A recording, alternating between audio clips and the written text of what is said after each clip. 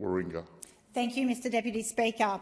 I support this motion because it is incredibly concerning, and the announcement of this approval that occurred by the Minister for the Environment yesterday, and it is important that we debate this question.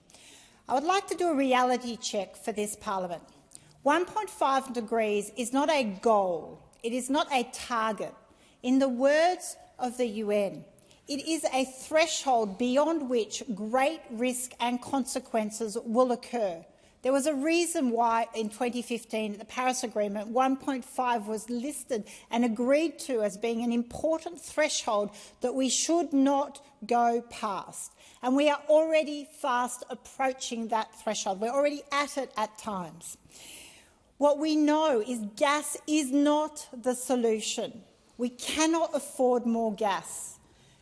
Methane is a major aspect of global warming, and Australia has been called out for underreporting its annual greenhouse gas pollution by as much as 28 million tonnes by failing to record more than 80% of emissions that leak during coal and gas production, exacerbating the challenge of achieving government targets and setting up and just absolutely make it impossible to keep in global warming to 1.5 degrees.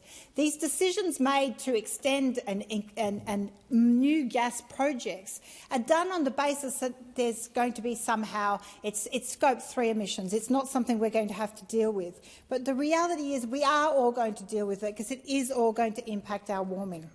Australia is knowingly underreporting its methane.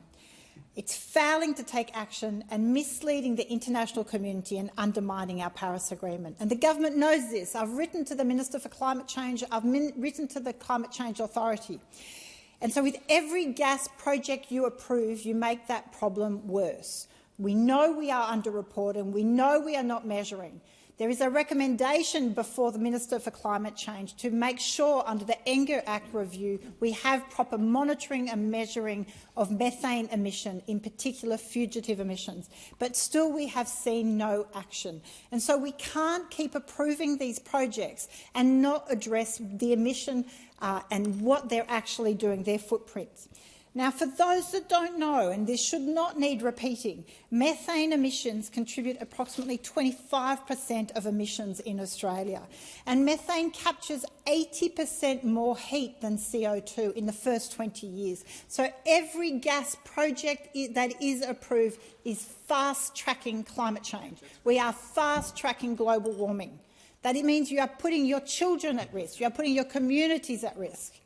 It just is incredible that we are still in 2024 at a time with an opposition that is doing everything it can to counter climate action policy, to put forward every kind of denial opportunity, to delay anything feasible, delay with ridiculous proposals. And in the meantime, we have the government that is still approving coal and gas, that is approving projects well beyond where they're going to be needed. We do not have a gas shortage in Australia. Let's be really clear for the Australian people. We have lots of gas, but we are allowing companies to export it for great profit rather than prioritising domestic markets.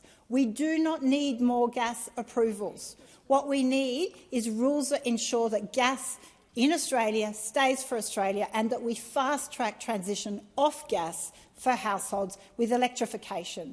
These are simple measures. We can do it, but you need political will. And first and foremost, you need to come and be accountable for the decisions you make. And so approving gas projects for Gina Reinhart, and I always hear the coalition talking about, you know, the renewables billionaires. Where are our fossil fuel billionaires, right? They're the ones here getting the handouts and yet again getting more projects approved. So come and explain. We should debate it urgently. You cannot have a safe environment for our children and continue approving fossil fuel projects.